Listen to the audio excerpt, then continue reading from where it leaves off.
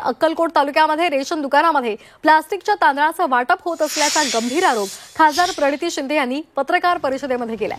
अक्कलकोटमधल्या 2 गावांमध्ये रेशनच्या माध्यमामधून प्लास्टिकच्या तांदळाचं वाटप केलं जात असल्याचा आरोप प्रणिती शिंदे यांनी राज्य सरकारवर केलेला आहे।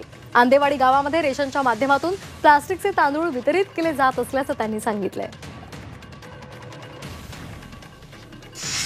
रेशन दुकानात धान्य मिळत नाहीये।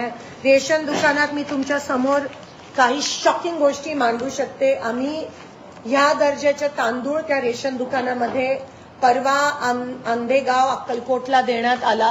प्लास्टिक आहे, मी तो स्वतः जाऊन बघितला आणि तो शिजवल्यावर असा दिसतो। मी तुम्हाला सॅम्पलसाठी ते तुम्हाला सर्क्युलेट करते। रेशन दुकानात लोकांची नावं कट झाली आहेत, माल मिळत नाहीये।